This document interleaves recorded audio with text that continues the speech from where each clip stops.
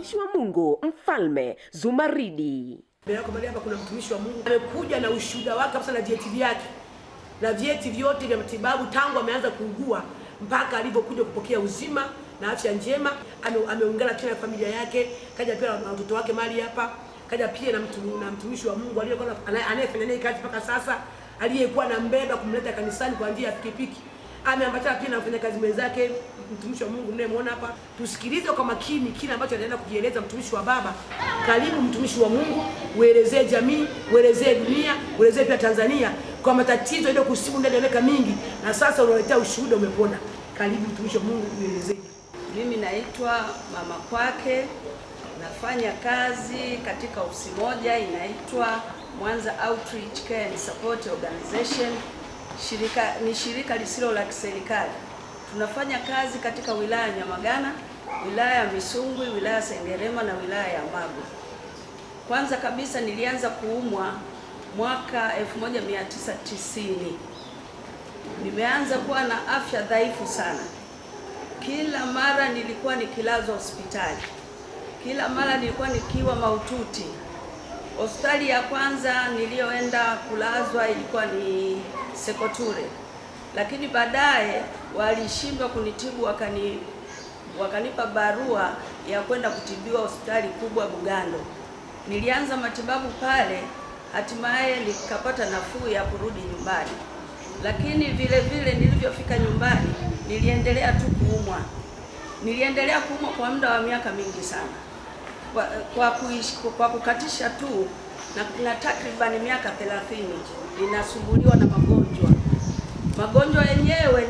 Katika mwaka 1995 nilipata ufumbuzi kupitia madaktari. Nilipata kipimo kikubwa cha kupimwa HIV, yani ukimwi. Kipindi hicho tulikuwa tunapimwa pale Jijenge karibia na Mwanza Hotel, kulikuwa na ofisi pale. Majibu niliyopewa, niliambiwa nimeathirika. Ina maana kuathirika ni virusi vya ukimwi kuwa ndani ya damu yangu. Basi kipindi hicho kulikuwa dawa zijatoka hizo za kurefusha maisha, bali nilianza kutumia tu matibabu ya kawaida. Niliambiwa niwe najitunza vizuri, kula vizuri na kutopata tena maambukizi mapya ya virusi vya ukimwi na kuwa na imani. Basi niliendelea hivyo mpaka mwaka 2002 nilipata mfadhili kutoka Holland. Mfadhili huyo alianza kuninunulia dawa kutoka Ulaya zilizokuwa zimetoka mara ya kwanza, hizo zinaitwa ARV. Nilianza kutumia dawa hizo kwa daraja la kwanza, kwa Wizara ya Afya wanaita first line. Nilianza kutumia dawa hizo lakini bila mafanikio. Mwili wangu ulizidi kunyong'onyea. Mwili wangu ulizidi kuwa yani nilizongwa na kila aina ya magonjwa. Hatimaye mpaka kufikishwa ICU. ICU ya kwanza nililazwa katika hospitali moja Hindu Mandari, Dar es Salaam. Nayo ilipelekea mimi kushindwa kunitibu Bugando na kusafirishwa kwa haraka sana na usafiri wa ndege na kwa kujaza fomu maalum na wadhamini, kwa sababu damu yangu kwanza ilikuwa imebaki ni 4.6, alafu kinga zangu za mwili zilikuwa zimebaki 3. Kwa hiyo hali ilikuwa ni mbaya. Nafikiri Wizara ya Afya wenye ujuzi wa haya mambo wanajua ni jinsi gani nilivyokuwa nimebakiza. Ina maana nilisafirishwa haraka sana kwa kibali maalum. Nikafika Dar es Salaam kwenye uwanja wa Mwalimu Nyerere, nikawa nimesubiriwa pia na ambulance. Nilichukuliwa kwenye ambulance lakini kukiwa na madaktari mle ndani na manesi, wengine wakiwa na damu, wengine na maji. Kwa hiyo hivyo vitu viliongezewa humo ndani ya gari angalau kunifikisha hospitali. Nilifanyiwa hivyo na nikalazwa ICU hii Hindu Mandari. Daktari ninayemkumbuka mpaka sasa alikuwa anaitwa Dr. Kaushi. Alikuwa ni Muhindi kutoka India. Alinifanyia matibabu ya hali na mali. na nililazwa pale kwa mwezi mzima. Nimekaa pale kwa matibabu maalum na kitengo maalum kabisa cha ICU. Baada ya hapo nilipata nafuu kidogo, nikatolewa hospitalini. Bali nikarudi Mwanza. Nilivyorudi Mwanza, magonjwa yakafumuka tena. Kwa hiyo mimi nilikuwa ni mtu wa hospitali kila kukicha. Pale Bugando madaktari ninaowakumbuka ni Profesa Kaluvya pamoja na Dr. Irene, ndio walionihangaikia sana, pamoja na manesi. Sina budi kuwashukuru kwa hali kama hii. Kama wananisikiliza, Mungu azidi kuwabariki. Walinihangaikia kadri ya uwezo wao wa kidaktari, na hatimaye nilipata nafuu, nikarudi nyumbani, lakini bado nikaendelea kuumwa. Kwa kweli magonjwa yaliyofumuka ni mengi, naweza nikayataja. Nilikuwa na magonjwa mwili mzima kuanzia utosi mpaka unyayo, kwa sababu nikiangalia hata kuna moja ya picha yangu nywele zangu zilikuwa zimenyonyoka. Na niliambiwa pia nilikuwa na TB ya mapafu. Ikagundulika pia hata kwenye tumbo, eneo la kitovu kulikuwa na TB. Nikaambiwa pia kwenye moyo wangu ulikuwa umejaa mafuta, moyo wangu ulikuwa umepanuka, moyo wangu ulikuwa na tundu. Nikija pia kwenye damu, mbali na virusi vya ukimwi, damu yangu ilikuwa imejaa mafuta na ikaganda. Nikija kwenye figo, nikaambiwa figo zangu zote zimevimba. Nikaja kwenye ini lilikuwa limeharibika. Nikaja kwenye utumbo mpana na ule mwembamba ukawa na wenyewe umejaa maji. Nikija kwenye macho pia yalikuwa mekundu kama pilipili. Nilikuwa siwezi kuangalia mwanga. Mimi nilikuwa ni mtu wa kukaa nimejificha hivi uso wangu, kwa sababu siwezi kuacha mwanga upige macho. Takribani kwa miaka mingi. Masikio yangu pia nilikuwa sisikii. Masikio yangu yalikuwa yanaweza kutoa punje za mahindi ambazo zimekaribia kuiva, zimekaribia kutoka, yani kuota. Huku nilitolewa punje mbili na huku nilitolewa punje mbili. Pua zangu pia nilikuwa zinatoka damu zenye mabonge yaliyochanganyikana na usaha. Kinywa changu pia ilikuwa kimejaa madonda. Nilikuwa siwezi kupitisha chakula chochote, bali chakula changu kilikuwa ni maziwa, nacho ni kiasi kidogo sana. Basi mwili wote nilikuwa nimevimba kuanzia miguu, yani kuanzia uso mpaka miguu, na sikuwa na sehemu ya kusema hivi hii na unafuu, kwa sababu hata nyama zangu zilikuwa na maumivu makali. Nilijaa vidonda sehemu ya mgongo, kwa sababu nilikuwa siwezi kuinuka. Nilikuwa ni mtu wa kulala masaa yote. Nilikuwa najisaidia hapo hapo. Mimi nilikuwa ni mtu wa kuvalishwa pampers kama mtoto mdogo. Niliendelea kuwa na maisha hayo, nikiamini ipo siku Mungu atanijalia afya njema. Basi nikiachia hapo, nilikuwa kwa kweli na magonjwa zaidi na zaidi. Sikuwa nafikiria kuwa itafikia siku moja niweze kusimama hata hapa. Nilisema ndio mwisho wa maisha yangu, ndugu wasikilizaji. Nilijua ndio mwisho kabisa, siwezi tena nikaendelea. Wakati huo nikiwa na familia na watoto wangu 4. Kila leo nikiwa nawaangalia, walikuwa wadogo mpaka wamekuwa, nikawa naangalia ninawaachaje, naanzaje, kwa sababu kila kitu nilishindwa. Sikuweza tena kuwa naenda kazini, bali nilienda kwa machare. Kwa vile lile shirika nililianzisha mimi na watu wengine nikishirikiana nao, niliweza kuwa nakuja kufanyia kazi nyumbani, labda wakihitaji pesa na kuja na saini nikiwa nyumbani zile cheki. Nilifanya hivyo kwa kuona kuwa pia nilinde ajira yangu, kwa sababu ajira ndio iliyokuwa inaniwezesha mshahara ukiingia nipate hela ya matibabu pamoja na chakula cha watoto pamoja na ada na kila kitu. Tuseme ni mahitaji ya familia nzima. Sikuwa na kingine nilichokuwa naweka. Sikuwa kwa sababu ni mgonjwa. ina maana nguvu kazi ilipotea, hata utendaji wangu wa kazi ulipotea. Hata watoto wangu shule walienda kwa kusuasua, wengine walikuwa wanakaa hata miaka miwili wapo nyumbani wamekosa ada, tulikuwa tunaweza kulala njaa. Kwa hivyo mnayeniona mimi, hospitali nilizopitia ni nyingi mno hapa nchini. Nimeenda Dar es Salaam, nimeenda kwanza hata nchi mbalimbali kwa ajili ya matibabu. Nimepelekewa vipimo mpaka Shirika la Afya la Dunia kwa msaada wa wafadhili, lakini sikuweza kupata ahueni. Nilikunywa dawa za kila aina, tena za madaraja ya juu zenye gharama kubwa kulingana na wafadhili, lakini sikuweza kupona, na ndio nilizidi kudidimia kabisa. Hatimaye madaktari wakakaa kikao, wakazungumza wanibadilishie dawa za ARV kwa sababu siendelee vizuri kwenye ile first line. Wakanianzishia second line ya ARV. Nilianza kumeza hizo dawa za second line, lakini sikuweza kufanikiwa. Hali yangu ilizidi kuwa mbaya. Hali yangu ndio nikazidiwa tena, nikarudishwa ICU Bugando. Nimepelekwa pale Bugando, nimekaa kwa wiki 2 sijitambui. Ninapumua kwa mashine. Nafikiri ICU mnaelewa mtu akipelekwa ICU anafananaje. Basi watoto wangu na marafiki, ndugu na jamaa kwa kweli walikata tamaa. Wengi waliokuwa wanafika mle kwanza walikuwa wanalia, na ifika mahali wakazuiwa waje watoto wangu tu tena kwa dakika 2 basi, kwa sababu hali ilikuwa mbaya.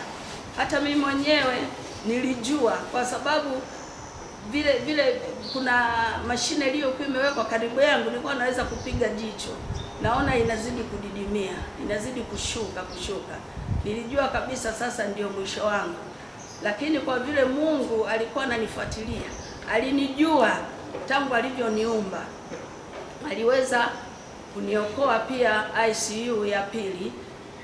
Nikarudi nyumbani nikiwa nimepata nafuu, lakini nilivyofika nyumbani nilipata shida sasa zaidi ya hiyo. Nikawa nazimia, mwili wote ukafa ganzi, kuanzia vidole vya mikono mpaka miguu, na mwili wote ukajaa. Sasa nikarudishwa Bugando saa 8 za usiku, haraka sana nikafikishwa ICU. Lakini ndugu wasikilizaji, majibu yaliyotoka ni kuwa mimi hawawezi tena kuendelea kunipa matibabu, nirudishwe tu nyumbani kwa kusubiria siku zangu za kufa.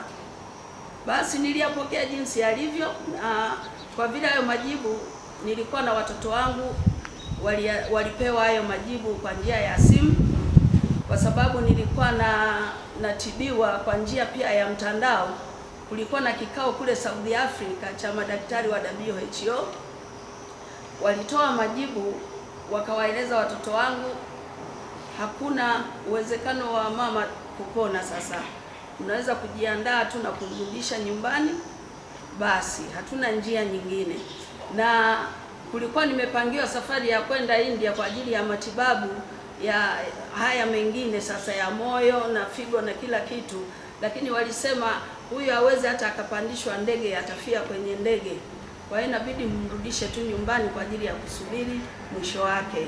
Basi watoto wangu walilipokea na mimi nikalipokea, wakaniambia mama, tunarudi nyumbani. Nikasema sawa, kwa sababu ni madaktari sasa wamesema, na wao sasa ndio wenye elimu hiyo ya duniani, nisingeweza kuwabishia.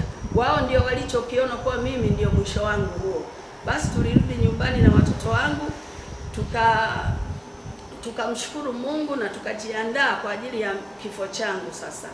Lakini nilipiga simu kwa kaka yangu, nikamweleza kuwa kaka, njoo, nafikiri anaabudu hapa Renatus, Dr. Isaac. Nikamwambia kaka, njoo na nini, nikamwambia nina kitu nataka kuongea na wewe.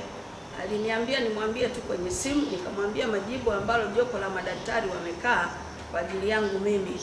Akaniambia nimepokea hayo majibu, lakini subiri kwanza, nitakupa jibu. Baadaye niliongea na kijana wangu yuko hapa wa mwisho anaitwa Adamu, yeye alikuwa Tanga anafanya kazi. Nikamwambia, mwanangu, majibu tuliyoyapata ni haya, mimi natakiwa tu nipumzike nyumbani kwa ajili ya kusubiri kifo. Akaniambia, mama, mbona haingia akilini? Hayo ni majibu ya wanadamu, lakini Mungu hatujamsikia anasema nini. Nikamwambia, amina mwanangu. Basi kaka yangu baadaye akaandika message ya kutuelekeza ya kufika mahali hapa, kwa sababu yeye alikuwa ameanza kuabudu katika imani ya Mfalme Zumaridi. Mtumishi wa Mungu, mfanyakazi mwenzangu anaitwa Ibra, nilimpa hiyo message, akasema, mama, tufanye utaratibu sasa wa kupatafuta mahali hapo, lakini mimi naweza nikapapata. Basi tukapanga, siku hiyo ilikuwa Ijumaa. Sasa tukapanga naye kuwa atanileta mahali hapa Jumamosi, kwa sababu kakangu alisema hana nafasi. Basi mtumishi wa Mungu alijiandaa kwa usafiri wake sasa wa pikipiki, lakini cha ajabu shetani alichokifanya, kijana huyu usiku wa manane alikabwa na homa kali sana ambayo hawezi hata kuinuka. Akanipigia simu, mama, ninaumwa sana, sijui kama nitafika. Nikamwambia, usijali, tufanye kitu kingine, mimi nitatumia usafiri wa kawaida. Binti yangu wa kwanza akawa amelazwa Sekotule kwa ajili ya kujifungua, na akawa amejifungua usiku huo ambao tumepanga kuja huko. Binti yangu mwingine wa tatu akawa naye amelazwa Mission Hospital Sengerema, na yeye akafanywa upasuaji kwa ajili ya kujifungua. Akawa amebaki binti yangu wa tatu na huyu kijana sasa ambaye tena anaumwa. Nikajua huu ni mpango wa shetani mzima kabisa, lakini nitakachokifanya, kwa vile nimepata mahali pa kwenda, nina imani mimi nitapona, na kwa ajili watoto wangu walikuwa wananitia moyo, na huyu kijana akasema, mama, lazima uende tu. Nikamwambia ndio. Basi ikabidi kujikokota mpaka kwenye haisi, kwa sababu hata kipindi hicho nilipata kama 10,000 tu. Nilijikokota mpaka kwenye haisi, kwa sababu mahali ambapo nilipokuwa ilikuwa ni karibu na barabara, ni sehemu ya Selemani Nasoro, na ndio ofisi ilipokuwa. Basi nikafika mahali hapo, nikaletwa mpaka nilipofika Mkuyuni, nikasema, naomba mnishushe idara ya maji. Kweli walifanya hivyo watu wa haisi, wakanishusha hapo idara ya maji. Nikaanza kushuka, lakini kwa mwendo ambao basi niliteseka. Nilikaa karibia mara 20 hapo tu kaeneo ka kutoka hapo stendi idara ya maji na kuja hapa.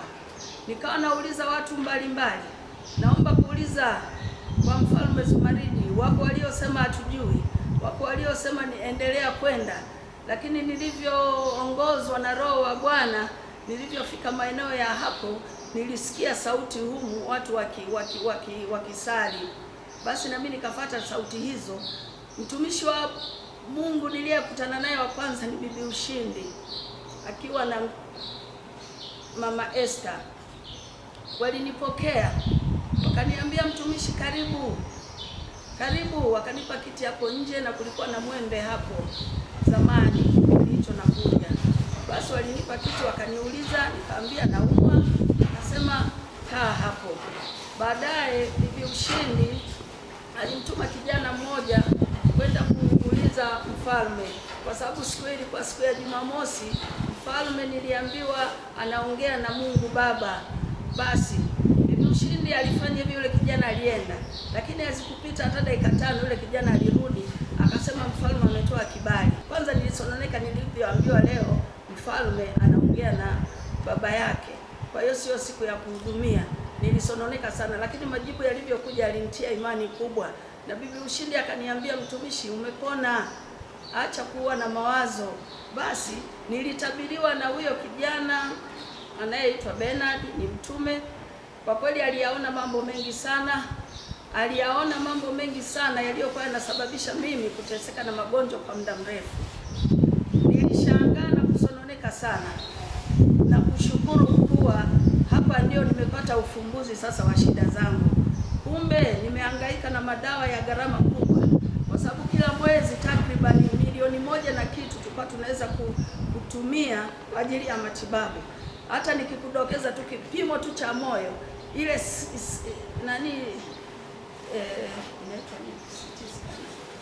CT scan mtu mmoja anachukuliwa kwa 300,000, lakini tuna matibabu vile vidonge vya moyo na figo na nini vilikuwa vinaenda kama 400,000 na kitu.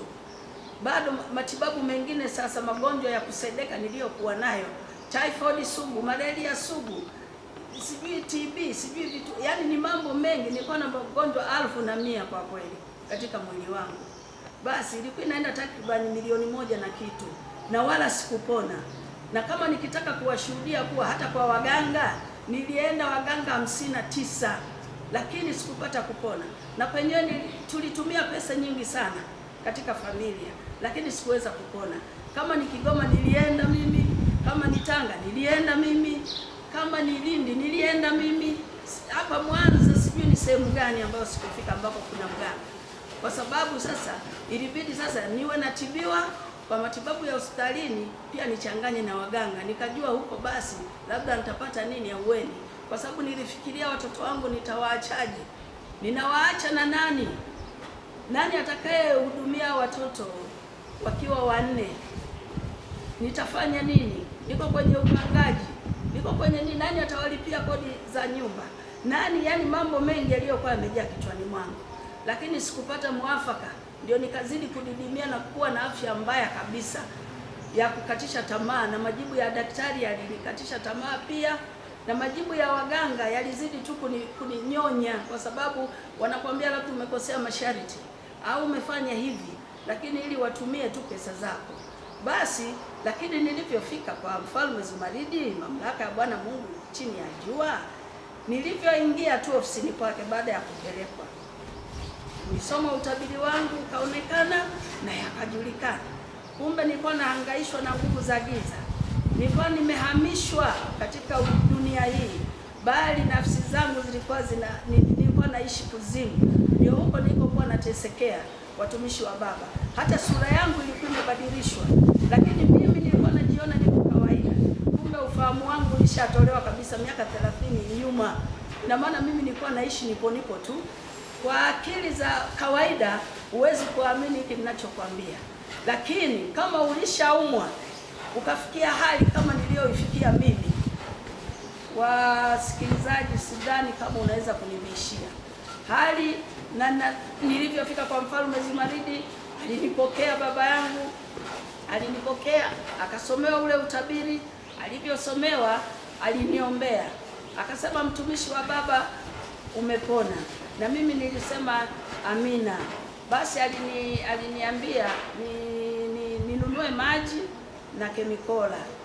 Basi hayo maji niliyashika, nilivyoyashika na yeye akayashika, mtumishi wa Baba alivyoyashika alianza kuyaombea. Kwa kweli, kwanza yale maombi yake tu yalinifanya mimi nianze kukua kiimani na kuamini kweli Mfalme Zumaridi ana Mungu ndani yake. Niliamini, aliniombea kwa hisia kali, kwa uchungu. Nikawa namwangalia, naona kweli amegundua mimi si mimi anayeniombea hapo, bali nilimzimu fulani tu. Aliomba, alikazana kwa kweli, na yeye alimlilia baba yake sana, hadi akamaliza. Akaniambia, mtumishi wa Baba, ninachokutamkia ndivyo ilivyo. Umepona, umefika mahali sahihi. Mungu Baba ameyaona mateso yako, ameona jinsi gani ulivyokuwa na uhitaji katika moyo wako.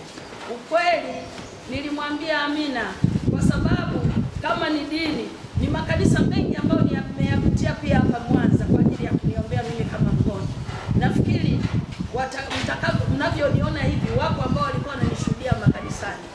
Nilikuwa naombewa, nilikuwa na makanisa kama 5. Namaliza miaka 2 hapa, lakini hali yangu inazidi kuwa mbaya, na hama naenda sehemu nyingine hivyo. Lakini sasa kumbe nilikuwa na tapatapa kumtafuta Mungu wa kweli. Nilivyompata Mungu wa kweli, Mfalme Zumaridi, siku hiyo aliniombea na akaniambia ninywe mifuniko 3 ya maji na mifuniko 3 ya kemikola Ndivyo ilivyo nilivyoenda kufanya nyumbani. Ukweli ilikuwa Jumamosi, nilivyofika nyumbani nikafanya hivyo, ilikuwa majira ya saa 9 alasiri. Nililala usingizi ambao sijapata kulala, kwa sababu miaka yote 30 mimi nilikuwa ni mtu wa kutapatapa. Nalalaje sasa? Wakati nikilala pumzi zinazima, nikikaa pumzi zinakataa, nikitembea siwezi kutembea, moyo unaenda mbio. Nilikuwa mtu wa kuzunguka na kutambaa. Kwanza ikafika mahali nilivyokuwa mahututi kabisa, sikuweza hata kutambaa, hata kufanya nini. Nilikaa eneo lile lile. Ina maana atakaye niacha, yani wasiponijali au kunifunika au kunigeuza, basi mimi nilikuwa ni mtu wa pale pale. Lakini wakigundua kuwa mama sasa hivi labda tukambadilishe pampers, labda amekojoa au amepata haja kubwa, wanakuja wananitoa, lakini mimi nilikuwa sijitambui. Lakini siku hiyo cha ajabu nilipata usingizi ambao sijapata kusinzia kwa miaka 30. Saa 4 usiku nilisikia sauti inasema, pokea uponyaji, pokea uponyaji, pokea uponyaji. Nilitamani sana binti yangu aliyekuwa amejifungua, yule wa kwanza ambaye alijifungua tu vizuri ya kupewa operation. Nikawa natamani nimwambie, angalia, amka, jina lake ni Mere.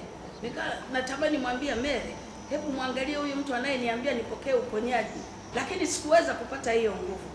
Nikawa nasema amina, amina, amina. Nikafikiri na yeye anasikia, lakini baada ya hapo nililala tena usingizi mzuri sana. Ile alfajiri nilisikia sauti inaniambia amka. Ukweli niliamka, nilishangaa kuamka peke yangu. Baadaye ile sauti ikaniambia nenda kaoge.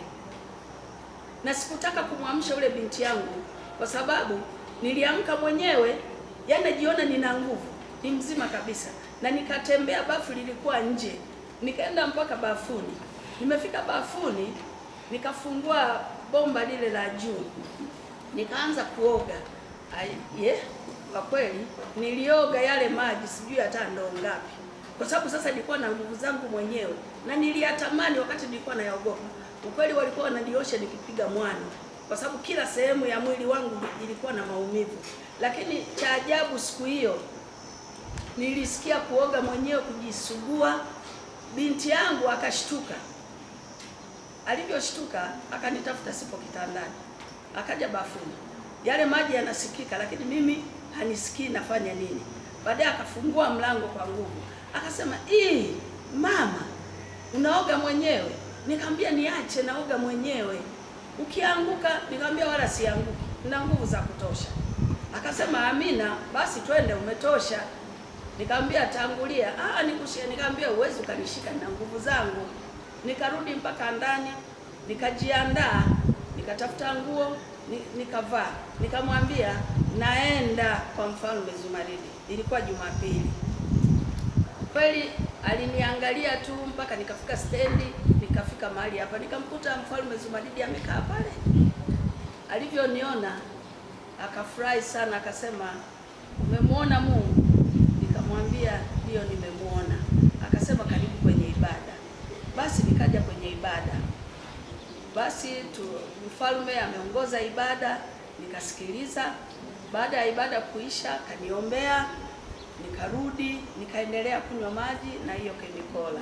Watumishi wa Mungu, baada ya mwezi mzima nikamwambia baba, naomba nirudi Bugando walikokuwa wamenikataa sasa. Akasema nenda. Nikaenda. Nilivyoenda, ukweli ulikuwa mshtuko sana pale CTC.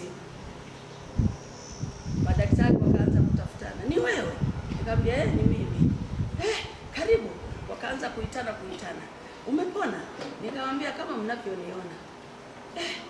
Umefanyaje sasa? Nikamwambia nimeenda tu kwa mtumishi wa Mungu nikaombewa, kwa hiyo nikapata afya njema. Wakasema tunafurahi sana, kumbe mahali ambapo hata sisi tunaweza kushindwa, Mungu yuko anaweza. Nikamwambia ndio dokta. Basi nikashuhudia hapo pia, nikaondoka, nikaenda nyumbani. nikaendelea sasa kumwamini Mfalme Zumaridi kuwa ndio mkombozi wangu, na mpaka sasa hivi sijui nani wa kunidanganya ili nibanduke hapa. Mimi naona kama vile nimefika, kwa sababu ndio mahala sahihi ambapo mimi ninapaamini katika roho na kweli, kwa sababu Mfalme Zumaridi alinipokea, alinifariji, alinitia nguvu, alinitia moyo, na mpaka sasa hivi matibabu yangu sasa, yani dalili zote nilizokuwa nazo za magonjwa, kwa kweli ilikuwa hata wale ambao wananifahamu, tunaofanya nao kazi, wale ninaowasimamia kwa mji wa Mwanza, wilaya Nyamagana, ninaowasimamia wilaya ya Misungwi, ninaowasimamia wilaya ya Magu, ninaowasimamia wilaya ya Sengerema, mnajua kabisa jinsi gani nilivyokuwa nimefikia. Wala sio kitu cha kubumba, wala sio kitu cha uongo. Hiki nakishuhudia na mashuhuda ninao, kuwa walikata tamaa na wakajua huyu mama ni mtu wa kufa tu. Niliitwa majina mengi mimi, niliitwa marehemu, niliitwa maiti, niliitwa nanuka maiti, niliitwa majina mengi ya kunifedhesha. Shetani ambaye alikuwa amenipalilia ndani ya damu yangu, ndani ya nyama zangu, ndani ya mifupa yangu, ndani ya macho yangu, ndani ya ubongo wangu, kwa sababu ilifika mahali hata ufahamu wangu ukawa ufanyi kazi kabisa kabisa. Hata nilikuwa kwanza nilikuwa nimechosha hata watu sasa, kwa sababu hata kazini walikuwa hawezi hata kunipangia, watanipangia kitengo gani? Kwa sababu ni mgonjwa. Ina maana walikuwa wanakuja ili niwasaidie cheki tu, wao wapige kazi. Mimi nilikuwa ni wakukaa tu na kulala na kusubiria kifo. Lakini nilivyompata Mungu wa kweli, Mfalme Zumaridi, jamani, mwenye kiu aambiwi njoo unywe maji. Mwenye kusikiliza ana masikio yake amesikia, sipambi wala kuweka vikolezo. Mfalme Zumaridi ana Mungu ndani yake. Yote haya niliyoyaongea, nina imani kabisa hapa Mwanza na wengine mikoa mbalimbali hata nje ya nchi, wenye magonjwa kama yaliyokuwa yamenisibu mimi, yaliyokuwa yamenizingira, yaliyokuwa yamenikamata, karibuni mje kwa mtumishi wa Mungu Mfalme Zumaridi. Najua mnasikia mengi, najua mnaambiwa mengi na mnaamini, lakini hata mimi niliyasikia, lakini nilikata shauri kuwa huko nako kusema ni Freemason au mchawi, mimi ndio naenda huko. Mbona wengine wanapona? Kwa sababu shuhuda ni kaka yangu, alikuja na yeye alikuwa na mizigo ya magonjwa, lakini alipona, nikamwona anaendelea vizuri. Sasa wewe unayenitazama, wewe unayenisikiliza, na kuambia usisikilize maneno ya watu. Ukitaka kuicheza ngoma, ukitaka uhondo wa ngoma, njoo ingia uwanjani ucheze mwenyewe.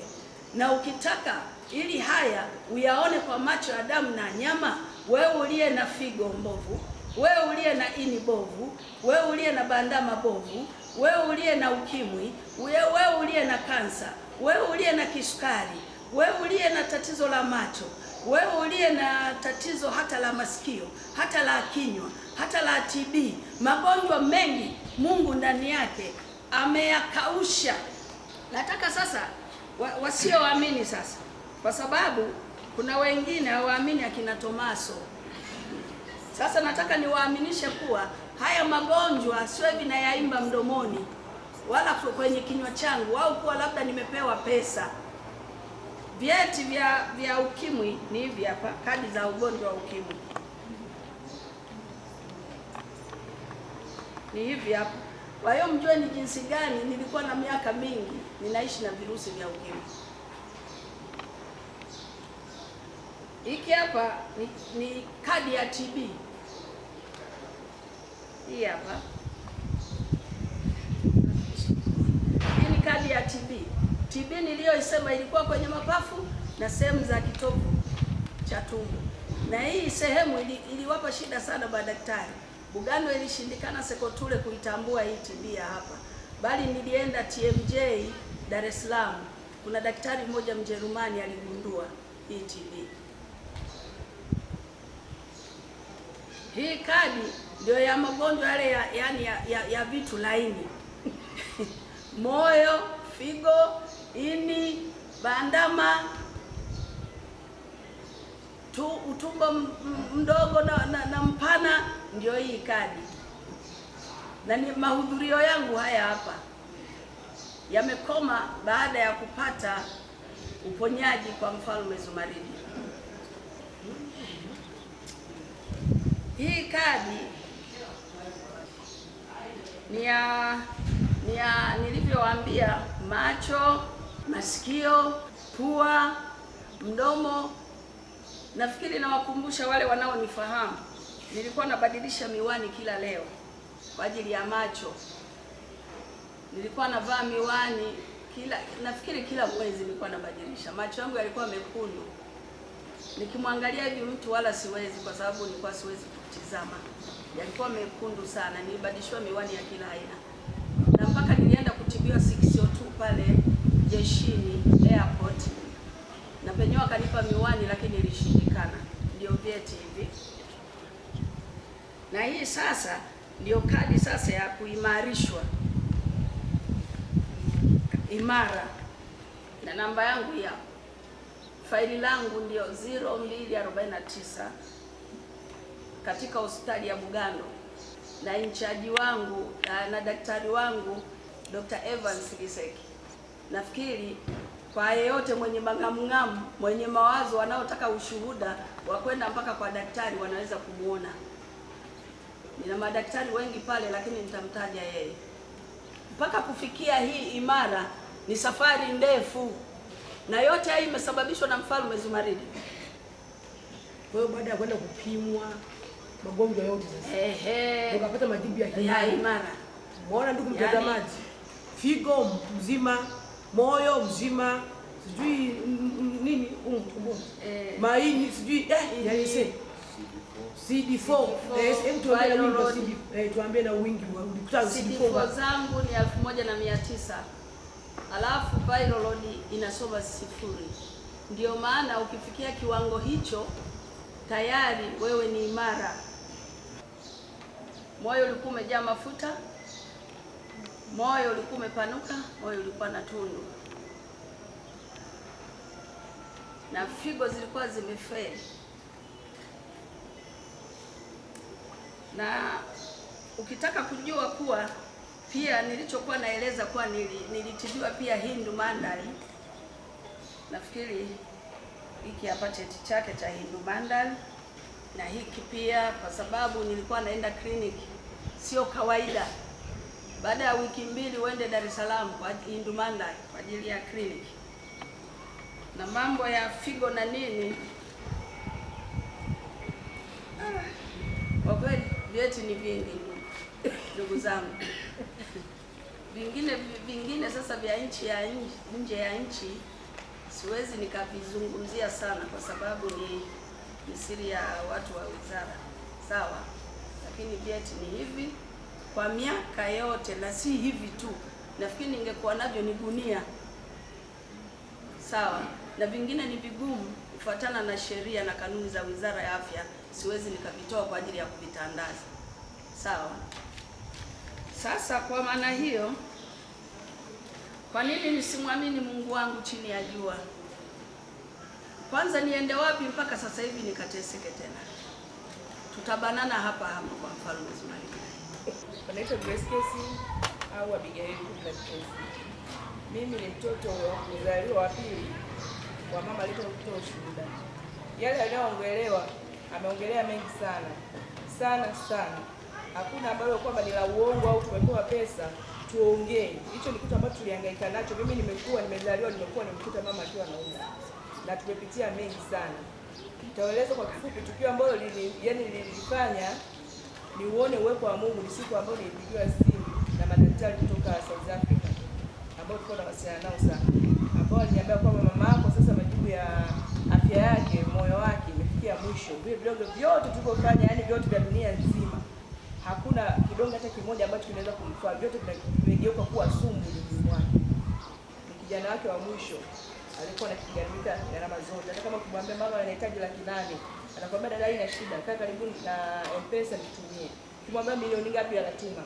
Basi nikawa nimepigia simu, nikamwambia majibu ya mama yameonekana kwamba mama anatakiwa kurudishwa nyumbani, haiwezekaniki tena matibabu. Sasa ile majibu kumpa mama nikawa nashindwa. Sema sasa namwangalia na namuona kweli amezoofu. Sasa mama itakuwaje? Unaona, nikampigia dadangu wa kwanza nikamwambia, akalia sana. Basi mama akaniona kama vile anataka kulia, mimi nikatoka nikalia sana. Kama Mungu, kwa nini iwe sisi tu? Basi tukamrudisha nyumbani. Siku tulifika nyumbani, mama nadhani hilo hakuniongelea, akiwa amelala. Alisikia kwanza akiwa ICU alitokezewa na mwanga.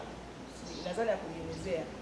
Akasikia sauti inamwambia hutakufa bali utaishi. Basi nikamrudisha mama nyumbani. Mama akaniambia mbona hauna amani? Nikamwambia mama, nimepigiwa simu na wale madaktari South Africa. Majibu aliyonipa kwa kweli hayakunifurahisha.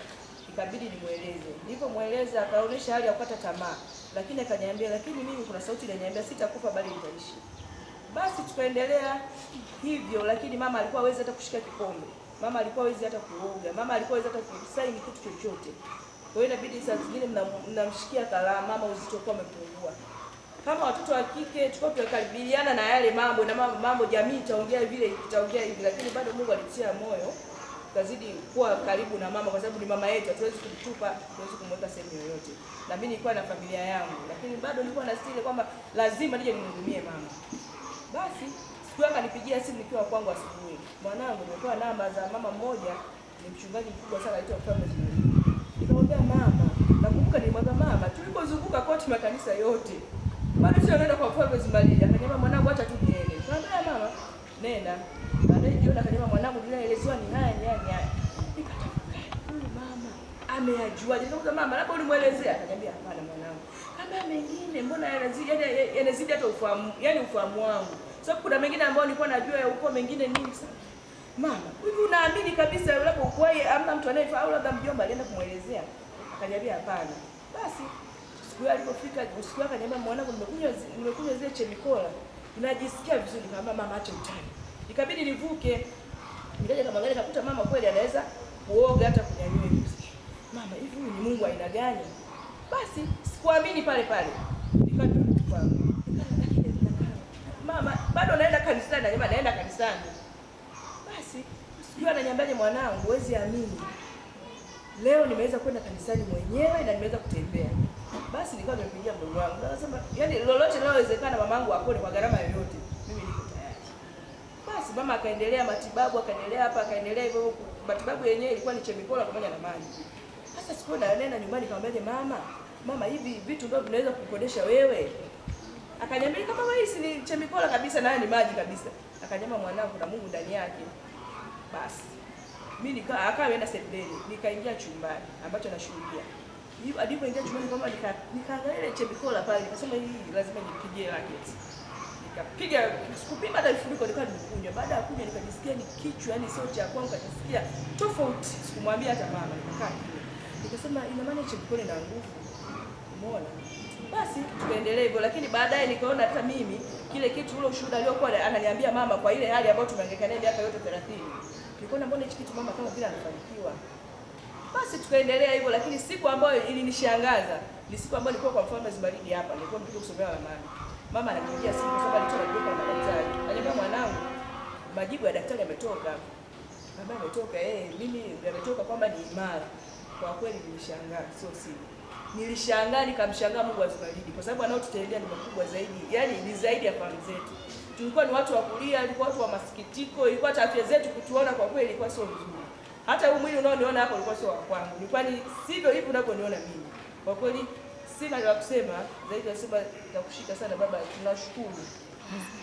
Ainuliwe Mfalme Zumaridi. Ndugu watazamaji wa Star TV, nadhani umesikia ushuhuda mkubwa sana wa mama Mali hapa. Ameelezea vitu vikubwa sana ambavyo kwa kweli vinasisimua. Ameongea vizuri sana, yani yote ambayo yaliyokuwa na msibu ndani ya mwili wake. Madaktari mpaka kutoka nchi za nje. Umeona? Nchi za nje, sio Tanzania. Na maana alianza kutibiwa mpaka nchi za nje. Lakini pia madaktari yao walishindwa. Walimpa mpaka dawa za mwisho. Lakini pia dawa hizo zilishindwa, zikageuka kwa sumu kwake. Tunanunua maji shilingi 1000. Lakini angalia gharama alizotupa ndani ya miaka takriban miaka 30. Ndio maana ameanza kuugua mimi na miaka 6. akaanza kuugua na miaka 6 mimi naongea hapa. Mpaka leo na miaka 36 amekuja kutana na mtu wa kumponya ambaye ana Mungu ndani. Yeye anaugua miaka 30. Mimi na miaka 36, na maana ameanza kuugua mimi na miaka 6. Haya mambo ni makubwa, yanasisimua. Nakumbuka siku ile siku alipokuja mahali hapa, alikuja kwanza, mimi nilipomwangalia niliogopa. Yaani mwangalia nikakata tamaa ya jinsi nilipomwangalia alivyokuwa. Alikuwa na kilo 40. Sasa hivi niambie. Kilo 40. Sasa hivi na kilo ngapi mtumishi wa Mungu? 70. Ana kilo 74. Na tangu ameanza kuugua magonjwa hayo mpaka sasa hivi hajawahi kuzipata hizo kilo. Amekuja kuzipata kilo baada ya kuingia ndani ya Mfalme Zumaridi, kafikisha kilo 74 kutoka kilo 40. Kinachofanya mwanadamu apone sio maji haya, bali Mungu Baba anaweka makao ndani ya maji. Mungu Baba anaweka makao, maana Mungu ni roho. Anaweka makao ndani ya chemikola. Muona, sisi tunaomba, tunabariki maji, ameyashikilia na amekuja nayo, ameanunua, amealeta yeye ofisini. Pikisha mimi nashika tu hivi. Namuita Mungu aliyeumba mbingu na nchi. Namuingiza ndani na mfinyanga Mungu ndani ya maji haya, ndani ya chemikola, yakatakase damu, yakasafishe viungo vyote, figo, maini yaliyoharibika, utumbo uliolika, magonjwa yote, moyo. Baba na kufinyanga ndani ya maji haya, nenda kafanye operation deliverance ndani ya mwili wa mwanao. Na yeye kwa kweli alikuwa na bidii sana. Alikuwa pia analeta dawa zake hizo kwa kunywa. Alikuwa anazileta pia hizo dawa, tunazibariki. Anaendelea kumeza zile dawa. Muona mtu kama hicho. Mungu akatenda. Muona, akamuona Mungu. Dawa zenyewe hizi hapa. Tuwezi kuongea kitu ambacho cha kubumba. Dawa zenyewe hizi hapa. Watu alikuwa analeta dawa, tunaziombea. Amekuja hapa na CD4. Ziko hapo CD4 tatu. Sote wangalia ndugu mtazamaji. CD4 tatu. Kaja na CD4 tatu. Dawa hizi tunazibariki, tunaziombea. Analeta dawa zake, tunazikabidhi mbele za Mungu, tunaweka nguvu ya Mungu, tunazigeuza dawa kwa makaa ya moto. CD4 kutoka CD4 tatu mpaka leo CD4 1900. Ni mtu mzima anayetembea kabisa mzima. Mtu ambaye hana viambukizi vyovyote, tukimpima CD4 unaweza kukuta CD4 1500, 1600 mpaka huko mzima, asiyekuwa na viambukizi ndani. Sasa leo mtumishi wa Mungu ana CD4 1900. Majibu utayapata mwenyewe hapo kama ni mzima au yukoje. Yetu Mfalme Zumaridi, mamlaka ya Bwana Mungu ndani yangu. Mungu chini ya jua, anayetenda, anayeponya, anayeokoa, anayesamehe, anayevunja maagano, makafara, kila kitu. Mungu ndani ya kifua cha Mfalme Zumaridi, mamlaka ya Bwana. Barikiwe sana. Bye bye. Wasiliano, piga simu namba 0658 543165, 0768292116, 0766500374, 0742036037 au 0788658966. Pia usikose kufuatilia chaneli yetu ya YouTube kupitia Zumaridi News TV.